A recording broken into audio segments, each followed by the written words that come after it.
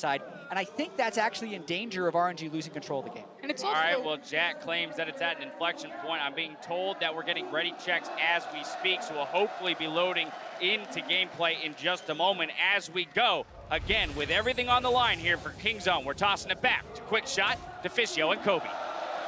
Thank you very much, and welcome back to what could be the last game of MSI 2018. To give you a brief update on the state of the game, Kingzone are marginally ahead thanks to some very good tower plays, despite the fact that Khan has been a little greedy with his positioning and punished for it, as you can see, 0-3 on that Alawi. And you'll notice he also bought a banner. This is a double banner team here from Kingzone. They really want to continue to play with the pressure. Banner the side waves, let them push, and then look for the Rakan play. Now, the one downside is, of course, your team fighting is a little bit weaker in this regard here, Khan. Normally, you can see things like Death Stance and GA come in after a Black Cleaver. It is going to be delayed in this game. Same thing with BDD with his own build. Just use his banner now on the top side. So yeah, it is about side lane control against a 5-on-5 draft. And look at the itemization. 2 stopwatches in the inventory of Kingzone. Those next team fights that I was talking about a little earlier, the next Baron or Dragon, they could be game-changing. Kingzone wants it to be in their favor. They want Silver Scrapes, and they want that shot at the Titan. Yeah, and I think there's a very good chance that if RNG lose that fight and the Baron, that they will simply fall too far behind. They don't have great wave play in their composition. And if Kingzone, as Jad highlighted, gets all the QSSs they need, suddenly they can eliminate a lot of threats. Well, here's me thinking it's going to be Baron or Dragon. Maybe it's a red buff, and is not the case. Can't see if that was picked up by Prey. I think that it was. Particles there on Casa. So Prey as well as Kingzone are going to steal away that red, and they continue to apply pressure. They've got all outer turrets down. They need to push deep into RNG territory for another objective. Yep, because they've been able to continually push here. So much vision through the blue quadrant. They're again invading, looking to contest. Let's take a look. Call of the Forge Guard onto Khan. That's going to force the flash. We saw that happen 20 minutes ago, and Khan was killed a few minutes later. Xiaohu's going to be chasing with the Shirelia's Reverie. Silence is connected. I'm waiting for the ultimate from Khan. Oh, they got him now. All right, Khan is locked down by the Nezet. Nether Graph will get the ultimate out, but killed very, very quickly. And this is the Xiaohu special for RNG. He loves to roam down to the lane where Let Me is sitting and trying to catch the enemy top laner. He just chases down the Alawi. Rest of Kingzone are looking for something around Baron. Yeah, you can tell Xiaohu full confidence there. He continues the chase even after the flash, after Let Me turns back and hesitates from his Ornn ultimate, knowing the Shirelia's speed would get them in range. And look at the timing. 8 seconds for Infernal Drake. Khan is dead for another 20 seconds. He can TP in when he's alive, but RNG can start it now. Whoa, that's a flash suppress. They've already got Gorilla. He's dead. Karsa finds the opening. Then they would live and die by the Rakan play, and Karsa strikes first, flashes in for the sting. That's going to give them the Dragon. Well, first Dragon of the 4th game in favor of Royal Never Give Up. That's an Infernal apiece. And this goes back to RNG in the LPL, and this play here was Xiaohu. From watching the VODs, talking to Frost, we kept seeing this happening. He would like leave his top lane, he would go down, surprise him in top lane, and teams normally wouldn't really prepare against it and get surprised. That's what started this entire thing. Now, the rest of Kingzone are trying to hover around, even though there are only 4 members and Khan is still dead for another 10 seconds. Greedy play by both Khan and Gorilla, and he got punished. Yep, the decision-making from RNG has been so quick, no hesitation. They're able to get a lot off of that one. Thank you, Ace of Predator, for that replay as we're back into live. Kingzone, they've lost that gold lead. They've lost themselves a tower. They've lost themselves control. And it maybe all starts from the fact that Khan once again got shut down. They can still set up a fight though. They are currently trying to get all the Baron vision. Khan is still bot lane. Needs to walk up a TP in if they're actually starting it. Because that's the thing about Alawi, is you ideally actually want to with your team when the fight starts, so you can land that huge ulti, unless you can get the perfect flank into a flash ult combo. But that is pretty hard to set up. It's extremely hard because Alawi's ultimate is a very short range, deceptively short. You need the enemy team most of the time to jump into you. Wow, this helps if Baron Pit is where the fight is. Look at this. Khan. 3 item spikes, by the way, inside of RNG. Infinity Edge and Void Staff with Xiaohu and Uzi. It's already secured. Kingzone, can they win the fight? Nethergrass buys some time, finally gets the feathers, they fly the quad back, and Uzi trying to do something. He's taken out. It's a double kill, and Kingzone get more. What an opening for Kingzone! And the stopwatch for Khan comes up big. He's able to survive as well. We just said it, we want Khan with the team, so when RNG walk forward, he's already there with the Alawi. What a huge wombo combo. Man, 4 members of Kingzone alive and barreling down the map. That's a 3-man stack mid. Khan is bringing the minions to the top lane, and there are still 20-second death timers on the side of RNG. And this is how you want to set it up if you want to go to a game 5. Kingzone sit around the Baron. They started knowing they can team fight. Let Me does not manage to cancel any recalls, and I just can't wait for this replay. Look at this. As we just finished saying, Alawi wants you to run into him. Khan stands in the pixel bush, and even with everyone around him, gets his ult off before the Malzahar ultimate. Then the flash in, Gorilla able to knock up all of them.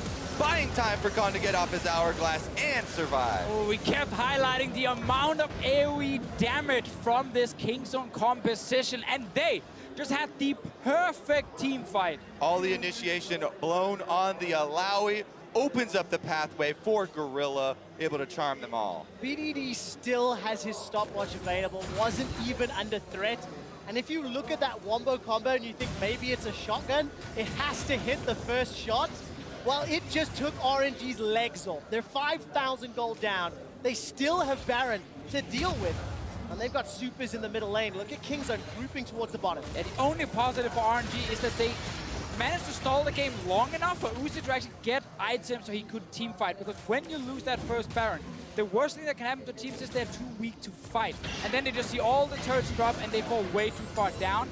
But because we are almost 30 minutes in, Uzi is actually strong enough to take a team fight even against the Baron buff team if RNG can engage. Well, if you're on the receiving end of a bunch of tentacles, doesn't work out in that well. You can see now the limited wave clear here doing some work against these Baron minions, but going to allow a couple of shots from Prey, chipping 20% of that tower HP. Banner empowered minion also taking it away, and RNG, they're going to step so far forward to even deal with this wave. Look, they still haven't got that minion. Yep, there goes Test of Spirit, and half of Let Me's life. That's going to be enough to push in and take down the turret. Alawi is so good in these sieges here because she can just keep landing poke, and you are forced back to base. Let Me's TP is available. There's a ward behind Kingzone, but they're stepping away from this bottom side because they just killed the inhib. What an insane Baron play there from Kingzone. They're able to get all of the kills, 2 inhibitors down, and leave RNG's base in rubble. One more fight, and it's game 5. Keep your eyes on Gorilla. That man has the ball, and he's looking to finish with a dunk. And vice versa. Keep your eyes on Uzi. I distinctly remember his Kai'Sa from the LPL playoff run. He was behind. He managed to find a unique pick on that W, dive into the back line, and eliminate a carry. If Uzi, as he continues to scale up, can find a fight, that is how RNG can win. We just have to remember how hard it is for Uzi, because he's watching everyone in front of him get hit by 3 to 4 massive AoE abilities that destroys them. And if he wants to fly into the back line, he gets to be in the middle of it. So he needs to play teamfights perfectly. Ideally, if you're RNG, you can reset from the first engage. When Alawi ults, if you Janna ult and walk out, that Alawi is a lot weaker for the next round. All right, Kingzone, they're on the siege, pressing forward. Plasma Visions being fired out by BDD, trying to cover all angles and push away RNG. Flash Impale is up for Kai'Sa. He's going to decide to back away. No really juicy targets just yet. Another banner empowered minion means they finish off that outer turret. Then they're coming for the last inhibitor turret. Oh, 32 minutes in. Another Test of Spirit there. It's dunked down. I don't think we'll be spawning anymore for Let Me. Not quite see as we scroll down. As it stands, RNG now tries to defend. Supers in 2 lanes. Uzi peeled away from top to defend middle. Time is running out for RNG. They're being swarmed in. They are indeed. Gorilla was knocked up for a moment, but there wasn't any follow-up. No engage. Kai'Sa too far away. Void Seeker goes out from Uzi, but he's holding on to that killer instinct. Cannot afford to dive into 5. BDD is the only carry without a QSS, but he's sitting behind his team. He's staying far away, so Kai'Sa can't get to him easily. Uzi can so easily clear out these minion waves, though, on the Kai'Sa with his Q as well as the Randuins, and threaten with his ultimate to join. All right, Call of the Forge God comes up. Prey uses the ultimate to dodge, and Kingzone successfully disengage. Do not walk through those feathers. Nethercraft sponsor Khan. There's Gorilla with the quickness. Gets in, gets out. The death ray from BDD signifies nothing. Not enough damage, but the tower's still a focus. Oh, without that quickness, I don't know if Kingzone will have the opening. RNG still fending off minions, though. They had to send Xiaohu down towards the Nexus to finish them up. The siege is Went not back done to yet. base here, guys. He can just TP in, but I think Kingzone not looking for another fight with all the ultis on cooldown. Without the crowd control from Gorilla, they won't be able to find their opening to actually use all of their damage. So they pull off and allow some breathing room here for RNG. And RNG very clearly learned, if you run at Kingzone, in the middle of it, you die. This was Xiaohu from the side, having to pick a target with QSS just to start a fight, but everyone, they stayed away from the center of Kingzone. Okay, gentlemen, 45 seconds to Baron. Ocean Drake is up. It's a lower priority objective. And for now, RNG have probably got another 60 or so seconds before that bottom inhibitor spawns. It didn't take too long for it to collapse.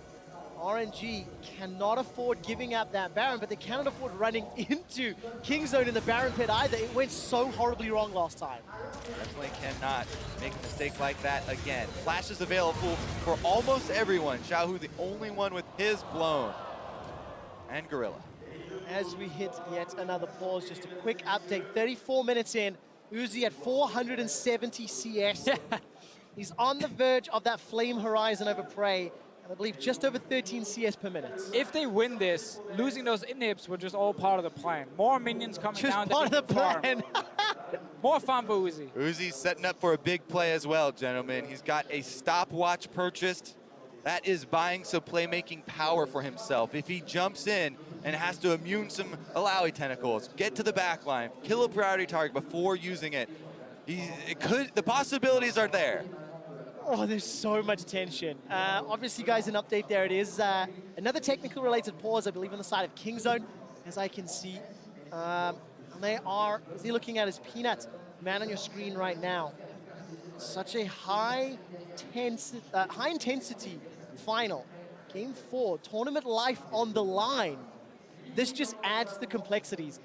On the verge of mental boom, as it were, after that Game 3 crushing defeat, Kingzone could get us to Game 5, could follow us all the way. Yeah, the four-man group of Kingzone have played very well here. Khan is the only one who's really been caught out multiple times, but I guess he did kind of redeem himself when he got that big fight around the Baron. That was a huge part of Kingzone securing the lead they have now. But as we also highlighted, because we got far enough into the game, there is items on someone like Uzi to actually fight back. You don't have to just concede everything. Late game Kai'Sa, one of the best things about this build with the Rage Blade, with the Runons, is that you can kill multiple targets at the same time, and with the passive proccing that quickly, even the frontliners will go down quickly. You see just how tense it is. Uzi, of course, just dabbing his forehead. It is warm here in the Zenith Arena, and this game is heating up. 2-1-0, we've talked so much about Uzi, but the suppression on the sidelines, we've seen some engages by Gorilla that have worked, and some where he has been shut down. That engage from Kai'Sa a few minutes ago, well, 10 minutes ago, the flash catch, game changer, keeping RNG alive. It definitely was good for RNG, but now there is QSS on Gorilla's side, so he can actually get out of it. The only one still missing is BDD. Okay. And he seems to be not opting into it for now, because he's sitting on a stopwatch instead. And I just want to see if it does matter in the next fight, because right now he's sitting far back due to very long range on Vel'Koz. If he does, however, step forward, there is a chance that he gets flashed on. Theoretically, the team shouldn't be stepping forward. There's a reason for that. I actually have that replay of Khan's engage at Baron brought to you by Ace of Predator. Let's take a look at this one more time. Yeah, Alawi engage looks like standing in one spot and having the team run at you. No, I would say this is more Gorilla's engage. Khan, though, plays the front line. He soaks up the Malzahar ult and all the focus, but there, boom, Gorilla in. That's a multi-person knockup. Multiple charms right there, even grabs Uzi at the end, and the damage from BDD as well as Prey just wipes him off the map. There was so much damage that poor Peanut tried to be part of the fight, but didn't even get to do anything. He was like running in with the Vel'Koz ult, being like, I'm here, guys, I'm helping, but they're all dead by the time he shows up. Man, what an intense situation. And of course, No, these pauses are difficult in the players. I mentioned the mental states a moment or two ago. There is so much weight. The players on Kingzone have already said multiple times this tournament, it's different. When you're one of three, there's other Korean teams that can carry the mantle. This has been the tournament of SK Telecom. They won the last 2 times. They won the last 2 times. That's very important to highlight. And then, of course, EDG won the other one. So 2 winners so far during MSI. But a big thing for Kingzone and what they always talk about is the pressure on them, because internationally, yes, these players have not all shown up. They got 3-0'd by Samsung in the quarterfinal without Peanut, of course, on the lineup. Prey and Gorilla in the past have not actually managed to win an international tournament. And now they're looking like a team that could actually lose this best of 5 and lose this final. Maybe up until a few minutes ago, they were looking like a team that was going to lose it, based on the 4 games that we've seen. I want to take a closer look at Khan specifically, because he's been a bit polarizing, in my opinion. We've had some very good games. We've had some very questionable games. For a guy who was hyped up as sort of unquestionably the best top laner coming into the tournament, you know, how do you think he's performing? We just looked at his replay a few minutes ago. Yeah, I mean, he's been a man that has spread himself fairly thin over this tournament. As we mentioned, most unique champions played of any player here. He has often looked for the counter pick. You know, we had failures of teleports, we had failures of some Vladimir play, but he has also had successes. And even though we had a very, very high bar for him coming in, which is why people look at some of the failures throughout the tournament, his successes do need to be noted, and he has done that just here. Yeah, that's very true. And one of the things that kind of hurt Khan and the way he plays is the fact that BDD and Peanut have not been able to do what they did back in the LCK. You know, a lot of these champions that could push and roam actually got nerfed quite a bit, and it's been harder for BDD to find the champions to do it on. So he's gone for more carries like Irelia, Vel'Koz in this one, and then the game is less about Khan specifically, which is something that makes his playstyle less effective. And then also think, while we talk about all the unique champions, he's kind of forcing himself to try and find different things, because he doesn't play Ornn, which everyone else plays, and it's really effective. And his AP top laners, they kind of suck. So we don't want to see Vladimir from him either. Yep. And he's forced, if he wants to play a carry, to find things like Fiora and Ilaoi. Yeah, definitely the case. I mean, talking about Ornn, let me again. I mean, he's just got Ornn so many games this tournament. I think this is his 10th performance in 17 games, 18 games. That is a lot of Ornn. And talking about the playstyles, of course, Kingzone received a lot of early game pressure. There's been a number of teams that have stepped up and challenged them. RNG, this series, stepped up and challenged them. Our expectation was that they're going to be this late game team. Now they find themselves in a late game hole. I'm hearing we're a few minutes away, so hopefully that will be the case. How does RNG survive? I assume they cannot give up Baron, and I assume they don't really want to be the ones engaging in a choke point, like let's say around the steps of your inhibitor. That plays into Kingzone, so it's difficult. Ideally for RNG, you're defending that top lane inhib turret, and it's actually Kingzone who's engaging onto you, so that you can maneuver around and don't sit in an Ilaoi ult. That's why I think it's been so important that Gorilla hasn't been the one to make the first step. He's always waiting for that opening, because there are abilities that can stop him here, you know, if RNG are ready for the outplay. They have the Janna, they have the Ornn, they have the Malzahar, but Gorilla moves so quickly here once their attention is diverted. And if we get a situation where Kingzone picks up another Baron, there's a great chance they get all 3 inhibs down. And then even if you can fight your way out, you might never get that team fight, because suddenly there are too many super minions for you to deal with. And that's kind of the last thing for Kingzone. And always the problem when you do fall behind is that you tend to only have one last chance all of a sudden, because the rest of your base is already dead. Well, let's see whether or not Kingzone or RNG will have any more chances. We are back in game. As you can see, the gold graph, a quick update. It was very close for very long, and that gigantic nosedive in favor of Kingzone, pushing to 8K, was the Baron fight. We are back. Baron is spawning, and RNG, they're already in the pit. Yep, they're first to it, and they want to burn it down. Here comes Kingzone. Right, there's absolutely no time for disengage. Khan is going to flash away for safety. Oh, the Forge God found no targets, and Xiaohu is split off from the rest of RNG. That's a huge part of RNG's team fight. The Ornn ultimate not available, and the minions aren't going to let them work with it. There are super minions on the Nexus. We are back in the game, and we've gone straight to 110. RNG inside the Baron pit. Super minions out of the realm. But look at the fight. That's already a kill. Casa is gone. Kingzone lose Gorilla, and it's Uzi that picks him up. The feathers are going back and forth. The Xiaohu dies. Uzi is the last man alive, but he's being chased down. Killer Oh my God! flashes into the pit. How is he still alive? Uzi is doing it! Ilawi tentacle, and Baron finish him off. But there are still supers on the Nexus turrets. There's a teleport coming out. Khan's going for the base. Khan's gonna try and finish this one himself. One man against one turret. Oh man, but where is the support? And already RNG have been able to get away. Uzi keeps RNG alive. Kind of. Khan's gonna now get at to work least. on the inhibitor. Khan gets the inhib, but there were too many minions for him to finish the game. Death timers here, 20 seconds on Xiaohu. Skarner, 5 seconds. They're fighting again, BDD and Khan. All right, it looks like Letme's going to be able to defend the middle inhibitor. We get a moment to breathe. I can only apologize about the pauses, but I will not apologize about the chaos and the intensity of the fight. Baron is another objective, and death timers are just resetting. Kingzone and RNG, they're going to go right back to it. Yeah, I don't know if we're going to have time for that replay because Kingzone are back out onto the Baron, but I want to see it because I felt like as soon as Letme went in and got the big knockup, Uzi flashed out into the Baron pit, and that was the last we saw of him. Kingzone, though, they're keeping it stable here. Here come RNG up through the blue quadrant of the jungle and past the vision. See with the QSS here, Praise seems to still be on cooldown for a short amount of time.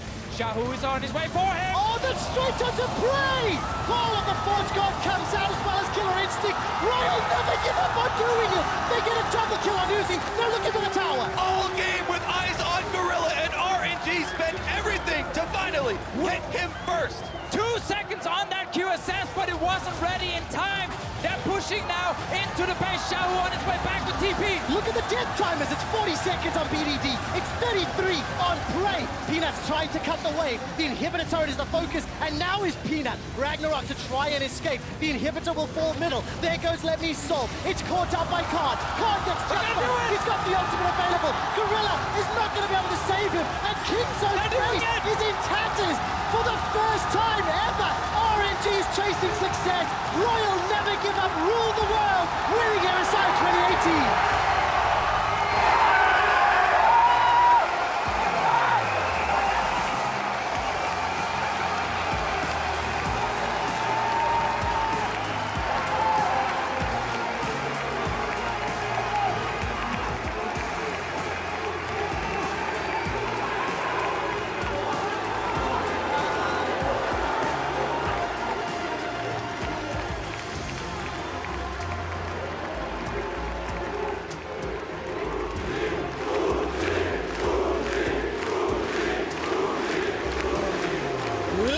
To France as they are cheering for Uzi.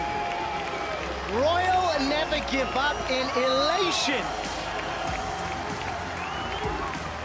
Uzi walking out towards his cup, towards his destiny to claim his first international victory. Royal never give up on your MSI 2018 champions.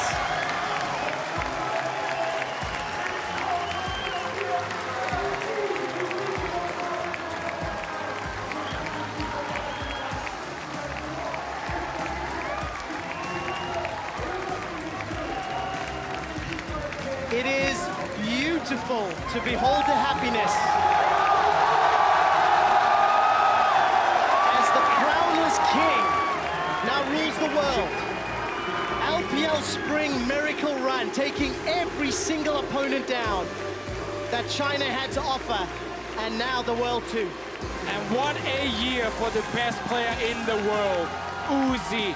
He decided in the last big team fight. He survives for so long, and in the end, RNG find a way back into this game, and they destroy Kingzone. And that man right next to him, Xiaohu, they see Prey in the middle of the map. He runs straight for him with the Shurelias, calling down Ornn, and they find victory. Seeing MLXG take to the stage at the end, cheering, happy, hugging was amazing. And to present the medals, I'd like to welcome Shox and Niccolo Laurent, CEO of Riot Games and French National.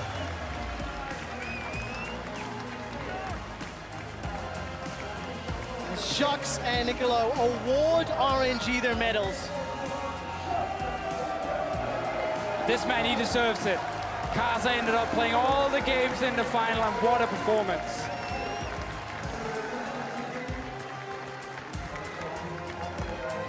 Waiting to hear Zenith go mad.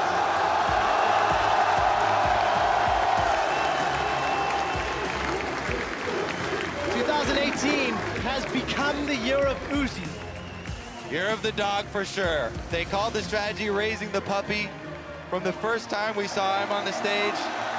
And now he's able to take it all the way. Well-deserved medals. Beautiful to see the coaching staff and LSG as well celebrating.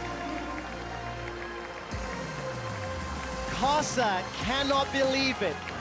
After years and years of playing with the Flash Wolves, 2018, he moved to the LPL, he moved to RNG. And with the team, Casa wins LPL Championship. With RNG, they rule the world. Congratulations to RNG. We're going to head downstairs to Shox for the winner's interview. Thank you very much. The arena is absolutely electric. Uzi, you finally did it after all those years, after being so close so many times. What does it mean to you to win this international title and lift the trophy at MSI? 那么多次离冠军只有一步之遥，这次终于拿到世界冠军了，你有什么样的感觉？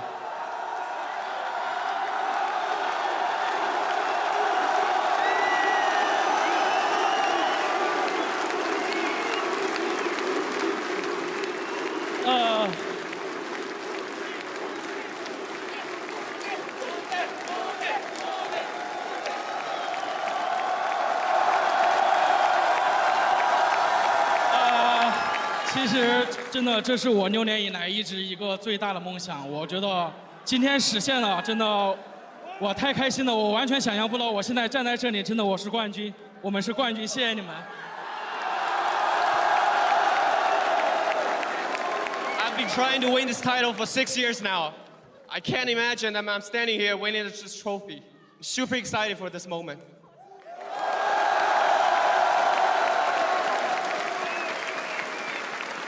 Uzi, I think it's absolutely lovely that all your teammates are screaming your name. You put up a great performance, but is there anything you want to say about your team, about RNG, and how they've played throughout this tournament to help you get this title? 我们看到所有队友都在这里呼喊你的名字，你有什么对你队友说的？真的不用，真的。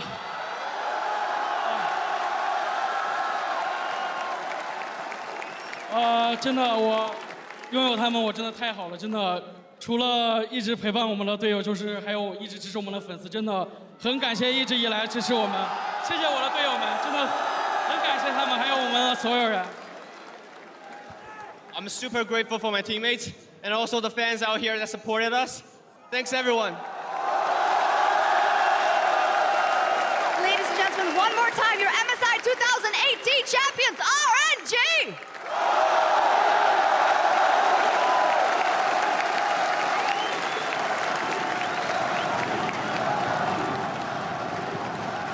Vindication for Uzi and the rest of China as they step out of Korea's shadow here on the world stage. And they do it in Game 4 of the MSI Finals. Uzi himself coming up huge in the final minutes of that game to propel them to a comeback victory. Failure after failure. Uzi has been in second place so many times. He's almost the exception to the rule that you never remember who comes in second, but no more, not today. He is vindicated, like you said, along with the LPL, and he finally now reigns as king. And also the fashion in which RNG won this tournament. I think back to past MSI champions, and there was lots and back and forth, or even when SKT was winning, Faker would have the incredible games, but there were a lot of times during the group stage where we'd think, ooh, Faker really hasn't turned it on yet. Inconsistent, they're 6-4. Uzi here, save for the first day and a half, was unreal good. Always 80 CS up on the opponent 80 carry, record-setting damage percentages, record-setting CS percentages. It was probably the best MSI performance I've ever seen. And now we even the ledger when it comes to China and Korea for MSI. 2-2 over the course of this tournament. That run from RNG, last 13 games since that loss to Team Liquid, 12-1. 12-1 is unbelievable against the best teams in the world. Performance of a lifetime, to say the least. Let's go ahead and relive those final moments of RNG's comeback victory here in Game 4 to claim the crown of kings of the world. And effectively, all Kingzone had to do were dot the I's and cross the T's. It looked like they were set up for victory, but uzi, he digs deep. He manages to save this team fight, ultimately falling in the end, but delaying the Baron. It's a long passage of play that you have to uncouple to really understand what went through specifically uzi. Massive shoot, buys so much time, aggroes the Baron, and dies, of all things, to a 10 hit. An insane team fight. One incredibly minor misplay to get the Baron, but here, having the guts to just go for it. Seeing the AD carry out there, stacking the suppression on him, and at that point, uzi can unleash. And this is why you watch the LPL. We have the best mechanical players in the world. We will always grab to find moments like that, and they do not hesitate. That when it comes down, when it's a clutch moment, they prove that they are the best in China and now the best in the world. And RNG was this team that could rewrite what seemed like a script of win the first 15 minutes, win the game. Couple of comeback victories. Look at how big the gold lead was, up to 7.4K in this meta. Unassailable for most, not for uzi and RNG. I mean, Jat, you talk about the individual performance from uzi throughout the tournament. 26K damage in this game alone. It boggles my mind how this guy stepped up onto stage every single time. Never faltered, or almost never faltered. Yeah, 6 years in the making to try and get to this point, but I also feel like his connection with Ming, his support, has been better than in his history as an AD carry. The Janna plays, especially in this situation, picking Janna into Zyra Khan is often considered suicide, but only once the entire game I remember getting him caught. It has been 1,891 days since uzi's very first game in the LPL. 1,891 days. This guy has been claimed by so many people to be one of the greatest to ever play in the ADC position. He finally lifts his trophy, and it's about damn time. And we're getting a look in right now as Rendon gets to interview a couple of the RNG members, but you mentioned that counter that now resets to 0. I would almost want to flip the script at this point. Hey, the clock starts at 0 for 0 days since Korea has beaten the LPL in a best of 5. Yeah, you have to eat that one, and you do remember that it's also going to be Worlds in Korea this year, and Korea with a point to prove. Could you ask for a better setup for what should be just an insane tournament? I mean, listen, we don't know what's happening in the next season of LCK. Faker has been the best player in the world for 4 years. People are now calling uzi it there. In history, it's definitely still Faker. If I can see SKT making it back to the World Championship, big if, Jack. I can't wait to see what happens if it does. But if he doesn't, this could be the start of something amazing for uzi as the AD carry. Without a doubt, could be the beginning of a legacy for China as a region as well. But I do now want to kind of bring us back to the series itself and the team as a whole, because while we do talk about uzi and his accomplishments and finally achieving, you know, this long-awaited dream, there were the other 4 members that we talked about throughout the tournament who had to come around him, who had to play that supportive style and allow him to be that true carry. Back in the LPL, we recognize RNG as a super team, and you got to see why in this series. Finally, Xiaohu, he's known as the solo kill guy on Faker back at MSI, but he hadn't shown up the tournament until this series when it mattered. Flashing forward, finding prey on the Malzahar, having an incredible Vladimir game. And then likewise, Ming, Karsa, uzi. How many times, like how stacked do you have to make this roster? How many times have you watched Karsa internationally and been like, damn, imagine if he was on a team like Royal Never Give Up and then has MLXG behind him?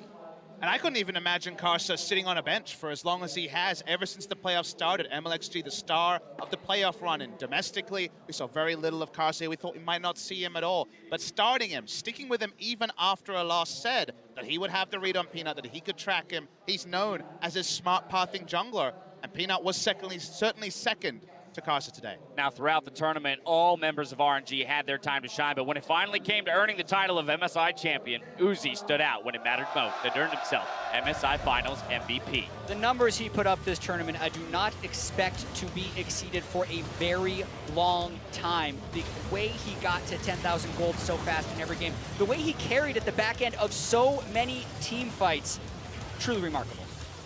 The meta has been built around mid laners for so long. It was almost no wonder that a player as capable as Faker in the mid lane position would be the greatest of all time. Now we see that when a meta is designed around an ADC, when a team puts all of the resources in, uzi is finally unleashed on the world. And amazingly, it wasn't the Ardent Sensor meta we would have assumed. It feels like right now it may be even more AD carry focused than that famous meta that seemed set up for AD carries, and the numbers they make for amazing reading. Finals MVP, easily my tournament MVP. be outstanding tournament. All three of their victories over that 40% mark for the damage share. Only 2 deaths across those 3 victories in this best of 5. As you mentioned, Jap, this performance will likely go down in MSI history as one of the best and probably not be matched for a very, very long time. Yeah, and I'm super happy for Uzi. He looked probably happier than I've ever seen him. He said in the interviews how happy it would make him to win on the international stage. You got to see the elation afterwards of him as well as the entire team. It's cool to see for someone who's been around for so long, 6 years now professionally, and better than ever. And now the question is, what's next? What's next for this squad? Of course, they do return to their home region. We've got an entire domestic split between now and Worlds. And if they, you know, when we look at their domestic run, yes, they did come away as the winners in the finals, but it was kind of a turbulent road to that point. And so how will they interact with the remaining teams as they return to EDG and the likes of IG, who a lot of people still looked at as maybe being better Worlds contenders? It just makes Rift Rivals that much more exciting. Oh my goodness. Because then you get another look at Rogue Warrior as well. But for Uzi and for RNG, I think they're going to look ahead at Worlds. Like I said earlier, Uzi at any point, he could have retired. Like, he's the most famous player in the world, the most famous player in China. But he keeps coming back because he has the appetite for the competition, because he wants these moments. And like Kobe said during the cast, I think now that he's had a taste of it, he just wants more. And the World Championship is definitely next on the list. We finally saw Uzi lift off the ground. This is a person who always looked like he was above the competition, but grounded by teams falling apart around him, made some questionable decisions moving around rosters a few years ago, back on the Royal Club name that he really shot up through. This is a chance for him to really cement his legacy and open that dynasty. A transcending performance from Uzi, and while that happens, Korea to some degree falls back down to earth. Of course, I do not want to discount the legacy of that region and what SKT, specifically as a team, had done. But here again, some of these members on the stage for Kingzone still plagued with international fall downs. It's really hard after a single best of 1 to discount the Korean legacy, and that's not what I mean by any stretch of the imagination, but I do think a conversation needs to be opened where we start separating the Korean mystique with the SKT mystique. SKT, for the longest time, have been the representative of Korea, and there are 15 best ofs that they won over the other teams. 9 of them, I believe, are SKT victories, and then it's Samsung and Rox here or there. So a lot of the members still representing, but it's not the same thing anymore that as we go into best of 5s, you automatically lean back and say, the Korean representative has this, because RNG have just undone that. Yeah, and I gotta say, coming into the tournament based on expectations, this was a massive upset. The fact that RNG win. There was a reason that Korea has this reputation. And also, the last time Korea dropped the finals at MSI, SKT won their first 15 games of the World Championship, maybe 14, the math is close. They only lost a single game the entire tournament. So this potentially could reignite LCK. Maybe not Kingzone, because you could see there was definitely some buckling under the pressure, specifically for Khan. This there you have a big it. learning experience. The lower for third them. you've been waiting for, Frost. But that stat is here because of RNG, and also because Kingzone did not carry on the Korean legacy international events. And, they clearly cannot be held as the one of Korea. They are not the SKT. They are not the Impervious team. I understand where you're coming from, Froskurin, because we are sitting at this moment. I think when it comes to Worlds, like you say, the reignition of the hope, the 3 teams coming together and representing Korea, you'd still have to be a betting man to say that we won't have a Korea versus Korea World Final. Remind it could me, still happen. Who won Rift Rivals? You know, I forgot. North America. North America did. Yeah, that's what I remember. Right. I mean, let's not forget, though, that this series, especially in that Game 4 until the final moments, felt like it was at a tipping point. You said the game itself was at an inflection point. The series, more so, as if Kingzone had been able to close that and even it up to the 2-2. Again, that's where that creeping mentality of the Korean best of 5 and how they will always pull through in the end comes together. And I think that's what makes it even that much more impactful that Uzi came up with the plays he did in those moments, right? To say there won't be a Game 5. I'm not going to even give you that possibility of ringing true to your region's identity. But the fact that you need a play like what Uzi did, which is just a straight miracle play to even try to make a comeback against a Korean team, reminds everyone how dangerous the LCK are. Yeah, they made that series so damn interesting. There's a reason we all predicted this series to go to 5 games. Right. We actually got cheated out of a game, Dash. It's true. It's true. Yeah, but still, the quality of those 4 games was so incredible. We got cheated out of a game, but we did not get cheated out of a series. To hear more from the champions, let's send it back over to Shox and the victorious mid laner. Thank you very much, guys. I'm here with Zhao, who, after he received his medals and got to lift the trophy, we talked so much about the rest of the team, but you turned up phenomenally today in this game. What does it mean for you to lift that MSI trophy and to win that title? 这几场你的表现特别的好，想问一下你举起那个奖杯对你意味着什么？我觉得举起这个奖杯，就是不光对我们整个团队，就是我现在都觉得我们大家走到这一步很不容易。然后这个奖杯拿了之后，我觉得后边的就是世界赛，不管什么东西，我们彼此之间都能够更加互相信任，就会对我们长远以来的发展都会有很多好处。Lifting this trophy is just surreal. He's so happy that they are able to make it. After this journey, MSI, they think the team, as a team, they grew so much, and they are more confident in facing any upcoming events in the future. Well, then I have to ask you, what is next? Is this then finally a team stood up to an LCK team in a best-of-5 in a major final? You guys did it. How much is this the start of an RNG legacy that can go on, especially to the World Championship, or looking forward to the World Championship? 那么很久以来都没有队伍在决赛中 BO5 中击败韩国队了。那么这次 RNG 击败了韩国队，是否是证明你们的传奇现在开始开启了？我觉得2018年是会属于 RNG 的一年。You think 2018 is the year of RNG? Well, I think that's enough. Thank you very much. Congratulations, Zhao. Phenomenal performance by him. Back over to you guys. Thank you very much, Sharks. 2018 is the year of RNG. I mean, it definitely is right now, and that's the thing about only these 2 major international tournaments a year. For Korea, they're going to have to wait that 3-4 months to have another shot of stealing the title back. I still got to get through the LPL, so just slow it down a little bit, Xiaohu. There's a lot of hungry LPL teams waiting for you. I know the Shy wants his shot. Yeah, 14 teams in that league as well. We saw how difficult it was for them to get through the playoffs.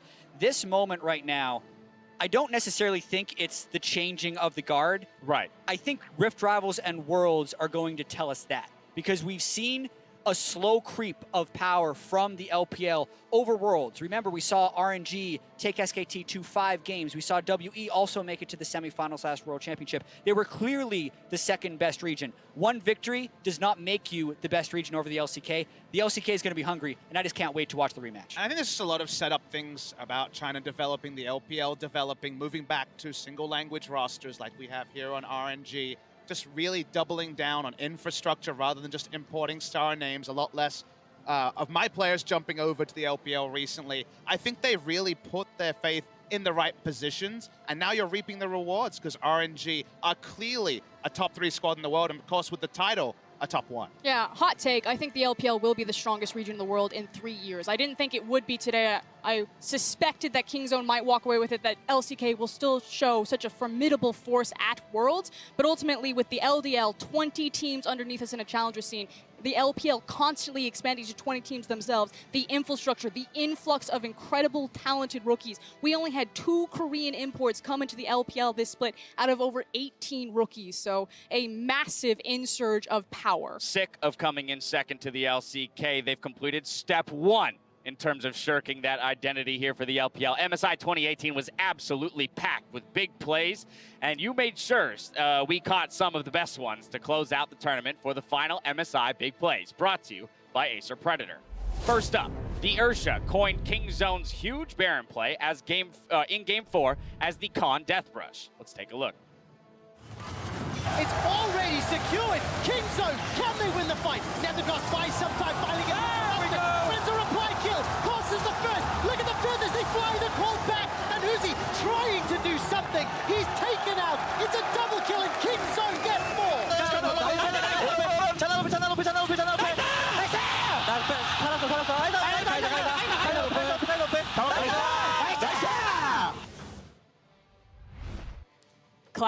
Classic solo queue, thinking it's all about the Khan. That was all about the support. Rakan Gorilla made a huge play there. I believe, what, a 3-man knock-up and a 4-man swiftness taunt?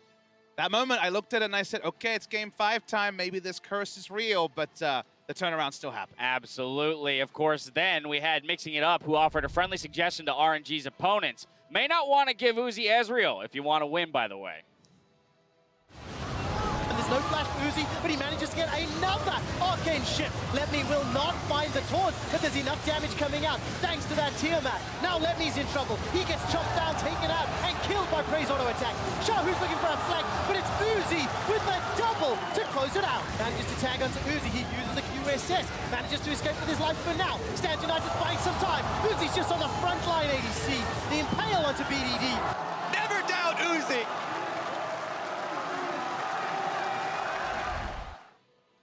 Uzi was the most fed in that Ezreal. Oh, yeah. But I also want to point out how they were able to get him champions like Ezreal and Kai'Sa. It was because they were comfortable in absolutely every matchup. They actually gave Ezreal away to Reckless all 3 games in the semifinals. They are the only team that never banned Kai'Sa because they were willing to pick it into anything and also give it to the other team so they could beat it. Right. That just displays so much confidence, and the fact that the follow-through is there is why he was able to get on those strong picks so frequently. Performances like that then force the Ezreal ban, and then, hey, he jumps on the Kai'Sa and performs well anyway. So next up, Jeremy Jennings called out Betty's Kai'Sa, who was hunting for kills against Kingzone. Cancels the unstoppable onslaught. There's the knockup. They've isolated Sion. He will drop, and there's going to be the backline access. Killer Instinct did what Maple could not. This is the huge fight for Flash Wolf. And then he gets focused down, but you still have to respect the arrival. Betty, Killer Instinct into the back line, destroys Prey before he even turns around. From there, of course, the dominoes fall one by one. And Betty not really even in our conversation about top ADC, showing that we were wrong there, pulling out the Kai'Sa. And frankly, Kai'Sa is my favorite champion to watch right now. I mean, and that just forces us to remember the tournament that Flash Wolves had. Again, unrecognized in a sense coming into the tournament. Most positioning them in 5th place, dooming them rather to 5th place. And then the 6-0 start through group stages really shook everything up and gave us quite a tournament. Yeah, every MSI Flash Wolves has now made it to the knockout stage. Those Pool 1 seeds at Worlds are thankful for Maybe we'll remember that next year when MSI rolls around. Next, the fine scope felt Reckless's Penta versus RNG was fitting for the EU LCS MVP. The damage coming through. The Guardian Angel and Naval XG. Reckless finds a shutdown onto Xiaohu. He's able to grab it on Naval XG as well. Brox is still looking to find some more damage. Uzi taking very low. Triple kill over onto Reckless. He's got a big trying to get away from this one. Surely there's no way out. A quad drop for Fnatic's AD carry. Let me wanting to get away, but that should not happen. Broxa wants to provide the CC. Pentakill for Reckless.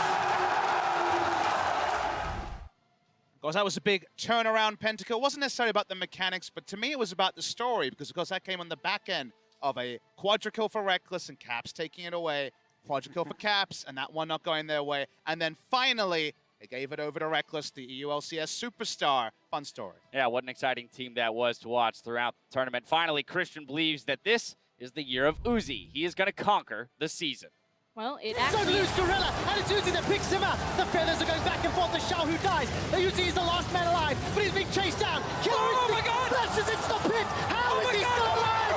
Uzi is doing it. Xiaohu is on his way for him. Oh, that's straight onto Prey. Call of the Forge God comes out as well as Killer Instinct. Royal never give up on doing it.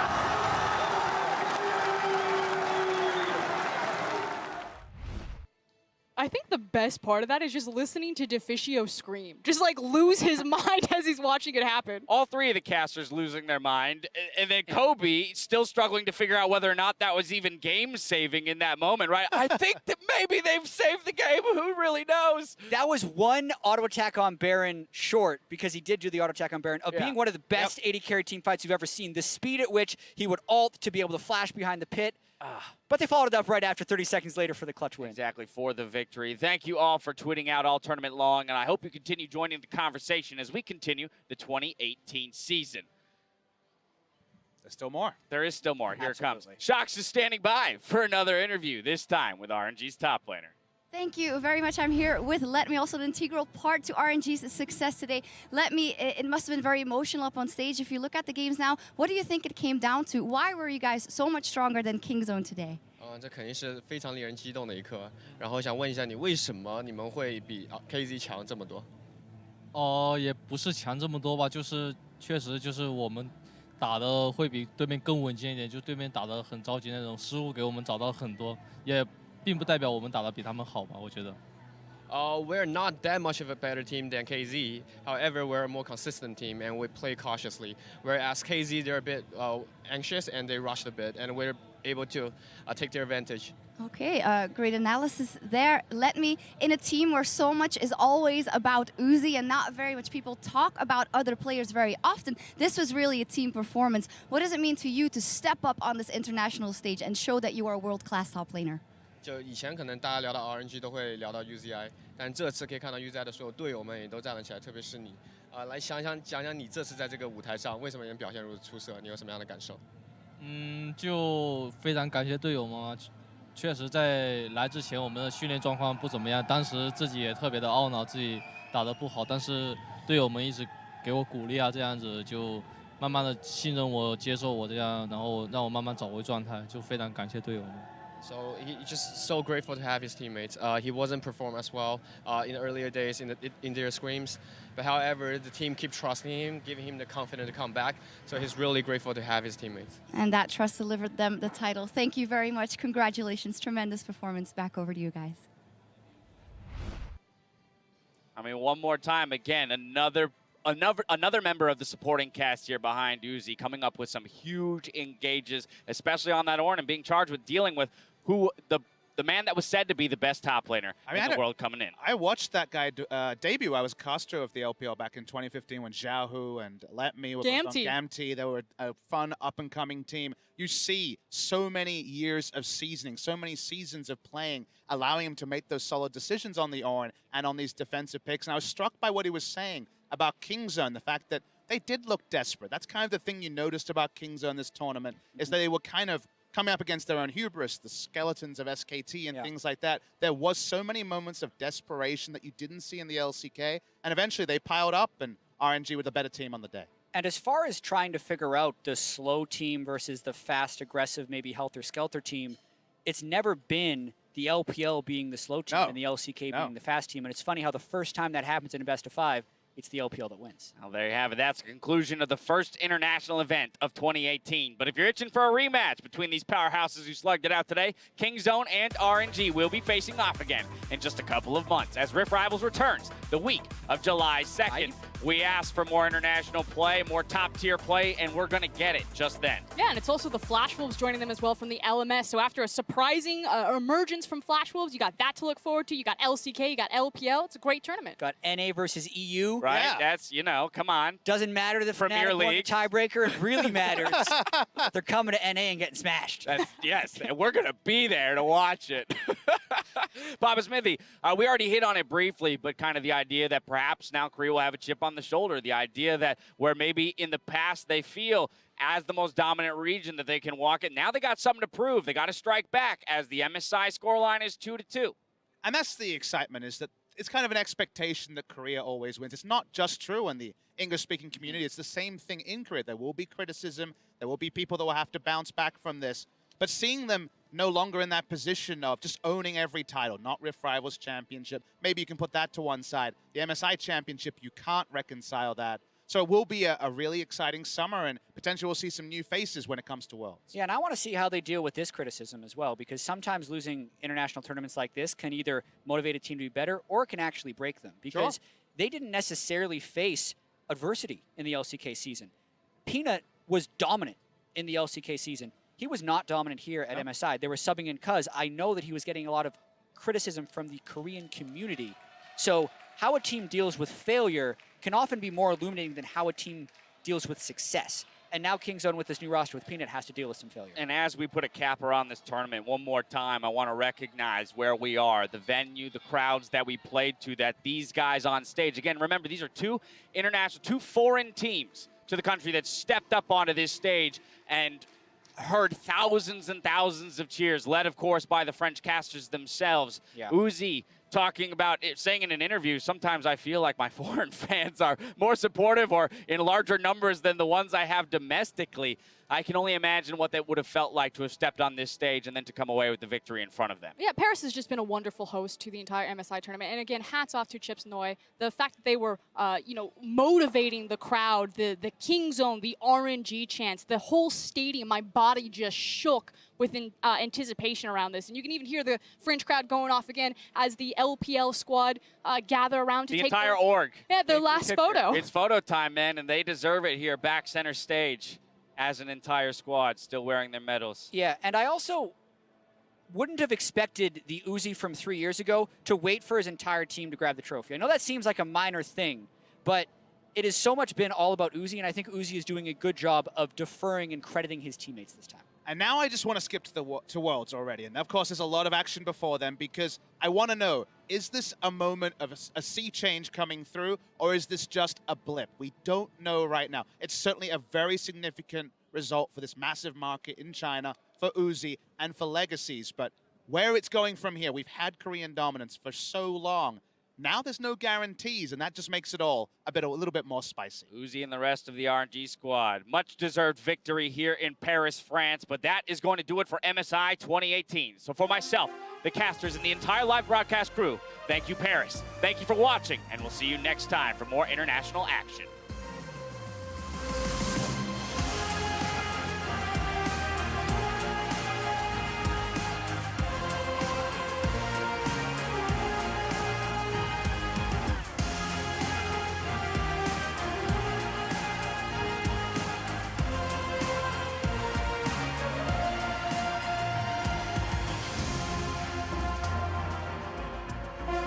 Welcome to the opening day of the 2018 Mid-Season Invitational. 14 regions from all over the world have sent their champions to fight for the title, and we are kicking off the action. As the flash jumps in, trying to seek his fair. T1 turns it back around though. The 1v1, T1 wins it out. Who's the better jungler now? Maybe Loda can turn it here. Is he gonna get it? He gets so much heat. He gets a double. Nysa is out of control in this game. Gambit, they will finish first place in their group. Blackwells, they seek redemption among the best teams in the world, and they will erase their opponents to get that chance. DJ is cutting through the entire lineup. He may just turn his boat. You lose Levi, you're like, oh no, is this it? Here comes the third coming of the aggressive jungler. He's built himself. Boom! The triple is cutting down. 1 and 4, he is going off. Welcome to Berlin, Germany, and opening day of the 2018 MSI Group Stage. Well, let's see what he can do. Follows up with a Q, manages to get the last breath as well. A shield comes up. Oh, that was insane from Caps. Blocking the Q from BDD. Nice. Pray. 3 quick kills in for King Zone, and no one is putting up a fight against them.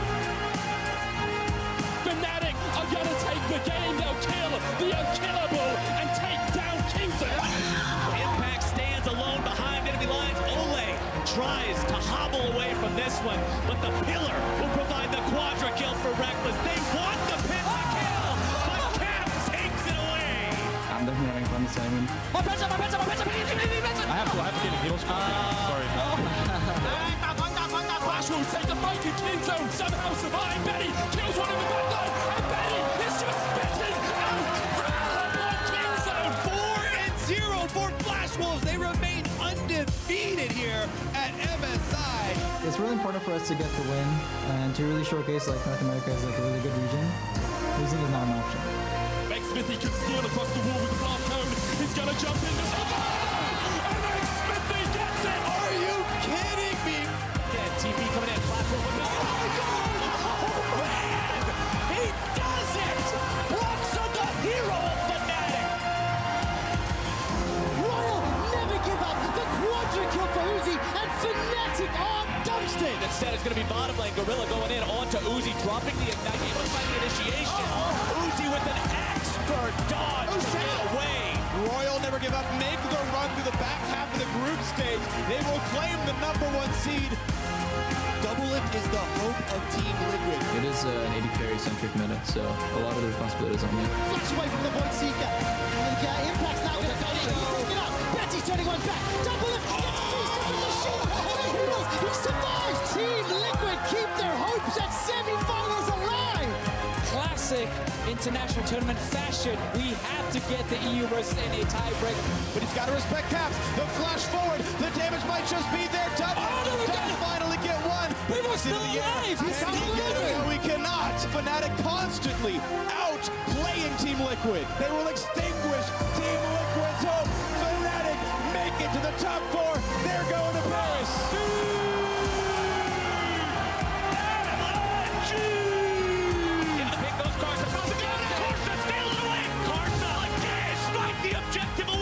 If a team is attacking them, Pentakill for Reckless. they attack back. Fnatic's members will fall, and RNG will win the fight. 3-0 against Fnatic. Yield has the reason. Oh, he protects it. BDT with the solo kill. Flash Wolves, exquisite bottom fight here. An absolute stop of a game. Flash Wolves firing back in game 2. Are there going to be any answers? No, a double kill for the Shogun. There is simply no openings. Teleports to the bottom lane. Kingzone, who send them home, will take the 3-1 victory over Flash Wolves. 真的非常的讨厌第2名吧，因为我真的很想要拿第1名，而且这次我也感觉到我们是第1名。 이번에 어쨌든 둘 중에 한 명은 깨는 거잖아요. 그 징크스를 깨는 게 저희였으면 좋겠어요.